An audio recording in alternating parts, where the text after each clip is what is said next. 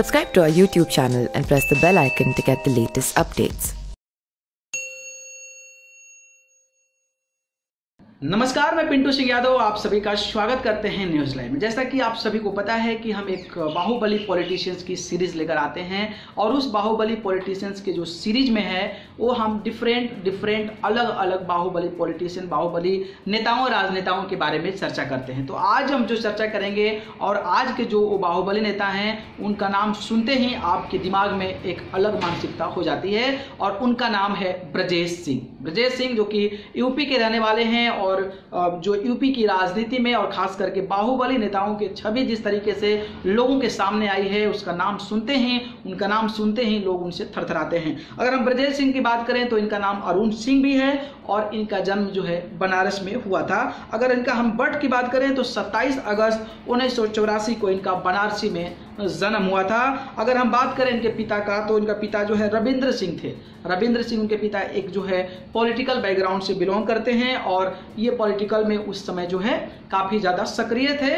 और ये जो ब्रजेश सिंह है वो पढ़ाई लिखाई में काफ़ी ज़्यादा इंटेलिजेंट था, पढ़ाई लिखाई में बहुत ज़्यादा तेज थे, लेकिन कहीं ना कहीं इनके पॉलिटिकल बंदिशों के चलते, पॉलिटिकल साजिश के चलते इनके पिता को मार दिया गया। यानी कि इनके पिता को मार दिया गया जो कि हरिहर सिंह और धापू सिंह द्वारा मार दिया गया। जिसके बाद ब्रजेश सिंह को पता चला तो इन लोगों से बदला लेने के लिए इन्होंने एक दिन हरिहर सिंह और ब्रजेश सिंह का सामना हो गया, जिसमें ब्रजेश सिंह ने गोलियों से हरिहर सिंह को भून दिया। इसके बाद उनका नाम जो है थाने में दर्ज हो गया, मामला दर्ज हुआ। इसके बाद से हरिहर सिंह के साथ जो 5 लोग अन्य जुड़कर उनके पिता की हत्या किए थे, उनके गांव में जाकर ताबड़तोड़ एक दिन में 5 लोगों को गोली मारकर उनको मौत के घाट उतार दिया, जिसके नाम से ये ज़्यादा चर्चा होने लगी और खास करके यूपी की राजनीति में, यूपी की पॉलिटिक्स में एक बाहुबली तौर के रूप में जाने जाने लगा और इससे जो छोटे छोटे लोग थे वो थर थर कांपने लगे थे। इसके बाद से इनका जो सामना था मुख्तार अंसारी जैसे दिग्गज से भी हुआ और मुख्तार अंसारी के मामले को लेकर भी कई सारा कोयला को, खास करके ये सारी चीज़ें सप्लाई करने को लेकर दोनों के बीच में ज़बरदस्त भिड़ंत हुई। और ऐसा भी कहा जाता है कि इनका जो रिश्ता था वो जो डॉन कहा जाते हैं, जो माफिया डॉन कहे जाते हैं, तो ऐसा भी कहा जाता है कि जो ब्रजेश सिंह का रिश्ता था वो दाऊद इब्राहिम के साथ भी था और दाऊद इब्राहिम के साथ भी उन्होंने मिलकर काम किया था और दाऊद के किसी खास को किसी ने मार दिया था। उसके बाद से वो मेडिकल का किट पहनकर अस्पताल में जाकर ब्रजेश सिंह ने उनकी हत्या कर दी थी, जिसके बाद से दाऊद को उनको ब्रजेश पे और ज़्यादा ट्रस्ट हो गया। इसके बाद से मिलजुल कर काम करने लगे। इसके बाद जो बम ब्लास्ट हुआ मुंबई में, उसके बाद से दाऊद बाहर चला गया। इसके बाद ब्रजेश सिंह उसको मारने के भी बहुत सारे प्लान बनाए लेकिन फेल होते नजर आए। ब्रजेश सिंह के बारे में और भी बहुत कुछ रोचक जानकारी है, तो आइए जानते हैं इस खास रिपोर्ट में। ब्रजेश सिंह उर्फ अरुण कुमार का जन्म वाराणसी में हुआ था। उसके पिता रविंद्र सिंह इलाके के रसूखदार लोगों में गिने जाते थे। सियासी तौर पर भी उनका रुतबा कम नहीं था। ब्रजेश सिंह बचपन से ही पढ़ाई लिखाई में काफ़ी होनहार था। 1984 में इंटर की परीक्षा में उसने अच्छे रंक हासिल किए थे। उसके बाद ब्रजेश ने यूपी कॉलेज से बीएससी की पढ़ाई की, वहाँ भी उसका नाम होनहार छात्रों की श्रेणी में आता है। ब्रजेश सिंह के पिता के बेहद करीब था। 27 अगस्त 1984 को वाराणसी के धरधरा गांव में ब्रजेश के पिता रविंद्र सिंह की हत्या कर दी गई थी। ब्रजेश के पिता की हत्या उनके सियासी विरोधी हरिहर सिंह और पांचू सिंह ने साथियों के साथ मिलकर की थी। पिता की हत्या के बाद बदले की आग ने उनको अपराध की दुनिया में धकेल दिया। ब्रजेश सिंह का पिता का हत्या बदला लेना चाहता था और उसके लिए उसने 1 साल तक इंतजार किया। 27 मई 1985 को रविंद्र सिंह का हत्यारा ब्रजेश सिंह के सामने आ गया। पिता के हत्यारे को देखते ही ब्रजेश का खून खौल उठा और उसने दिन दहाड़े अपने पिता के हत्यारे हरिहर सिंह को मौत के घाट उतार दिया। यह पहला मौका था जब ब्रजेश के खिलाफ पुलिस में थाने मामला दर्ज हुआ था। वारदात के बाद ब्रजेश सिंह फरार हो गया। हरिहर की हत्या के बाद भी ब्रजेश सिंह का गुस्सा शांत नहीं हुआ था। अब उसे उन लोगों की तलाश थी जो उसके पिता की हत्या में हरिहर के साथ शामिल थे। 9 अप्रैल 1986 का दिन था। अचानक बनारस का सिकरौरा गांव गोलियों की आवाज़ से गूंज उठा। दरअसल यहाँ ब्रजेश सिंह ने अपने पिता की हत्या में शामिल रहे 5 लोगों को एक साथ गोलियों से भून डाला। इस वारदात को अंजाम देने के बाद पहली बार ब्रजेश को गिरफ्तार कर लिया गया। गिरफ्तारी के बाद ब्रजेश को जेल की हवा भी खानी पड़ी। इस वक्त उसकी मुलाकात गाजीपुर के मुडियार गांव के त्रिभुवन सिंह से हुई। ब्रजेश सिंह और त्रिभुवन के बीच दोस्ती हो गई। दोनों मिलकर साथ काम करने लगे। धीरे धीरे उनका गैंग पूर्वांचल में सक्रिय होने लगा। दोनों मिलकर यूपी में शराब, रेशम और कोयले के धंधे में उतर आए। लेकिन असली खेल तब शुरू हुआ जब ब्रजेश सिंह और माफिया डॉन मुख्तार अंसारी कोयले की ठेकेदारी को लेकर आमने सामने आ गए।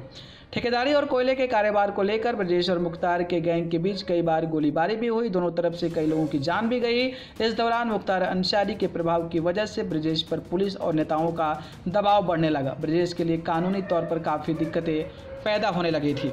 दुश्मनी के चलते ही ब्रजेश सिंह के चचेरे भाई सतीश सिंह की दिन दहाड़े हत्या कर दी गई। इस वारदात से पूरा पूर्वांचल दहल गया।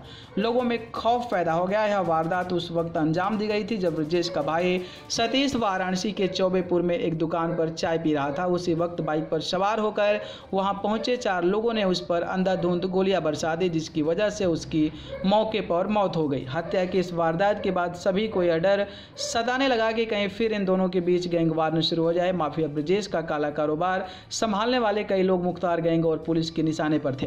ब्रजेश का राइट हैंड माने जाने वाला अजय खलनायक भी इनमें से एक था, जिस पर जानलेवा हमला भी हो चुका था। इस हमले के पीछे माफिया डॉन मुख्तार अंसारी का नाम मुख्य साजिशकर्ता के रूप में सामने आया। गैंगस्टर साधु यादव की हत्या के बाद उसके गैंग की कमान माफिया डॉन मुख्तार के पास आ जाने से उनकी ताकत और बढ़ गई।